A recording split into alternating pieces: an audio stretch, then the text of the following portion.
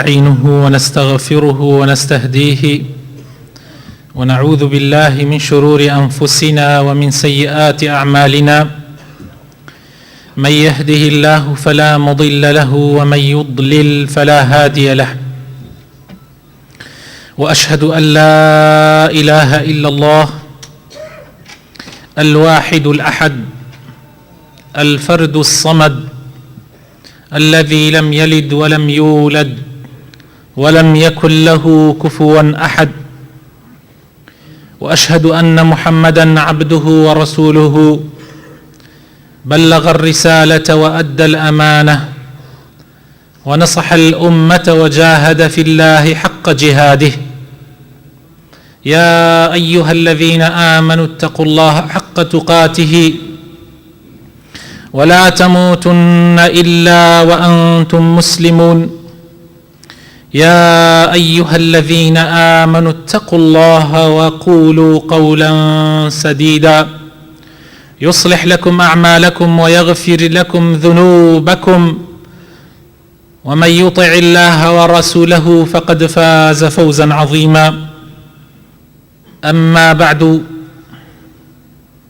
فإن أصدق الكلام كتاب الله، وخير الهدي هدي محمد صلى الله عليه وسلم، وشر الأمور محدثاتها، وكل محدثة بدعة، وكل بدعة ضلالة، وكل ضلالة في النار.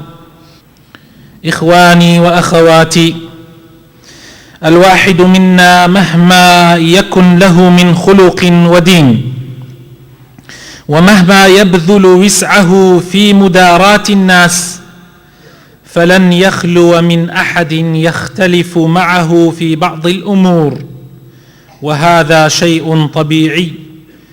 لكن قد يتحول هذا الخلاف إلى عداوة، وتحين الفرصة للنيل منه، كما قيل: ليس يخلو المرء من ضد ولو حاول العزلة في رأس الجبل. فما هو الموقف الشرعي مع من يخالفك، بل مع من يعاديك ويتربص بك؟ هل هو المعاملة بالمثل أم بخلاف ذلك؟ بيان ذلك في قول ربنا تبارك وتعالى، حيث يقول: ولا تستوي الحسنة ولا السيئة ادفع بالتي هي أحسن فإذا الذي بينك وبينه عداوة كأنه ولي حميم. فيرشدنا ربنا تبارك وتعالى إلى الدفع بالتي هي أحسن، وعدم الرد بالمثل وإن كان جائزا.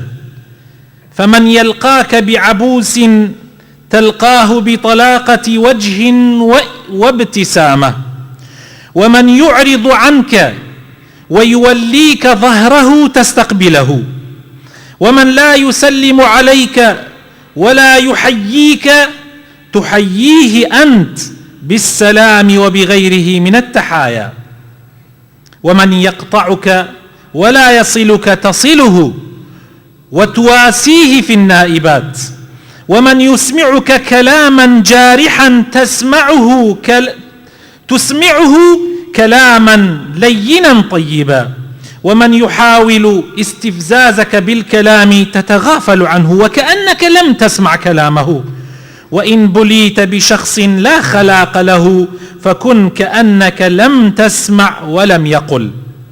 في بعض المواقف تحتاج إلى شيء من التغابي، فكأنك لم تفهم ما قال ولم تدرك مغزى ما فعل. ليس الغبي بسيد في قومه، لكن سيد قومه المتغابي. معاشر الإخوة، الكثير منا بل الأكثر يبدأ باللين والرفق مع من يؤذيه بقوله أو فعله، فيرد الإساءة بالإحسان، ثم ما يلبث أن يعامله بالمثل. فما سبب ذلك؟ والجواب يبينه ربنا تبارك وتعالى في كتابه، فحينما قال ولا تستوي الحسنة والسيئة ولا السيئة ادفع بالتي هي أحسن فإذا الذي بينك وبينه عداوة كأنه ولي حميم، أعقبها بقوله تعالى وما يلقاها إلا الذين صبروا وما يلقاها إلا ذو حظ عظيم.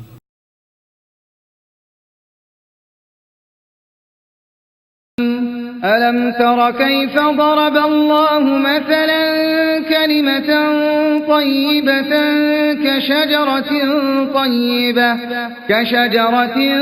طيبة أصلها ثابت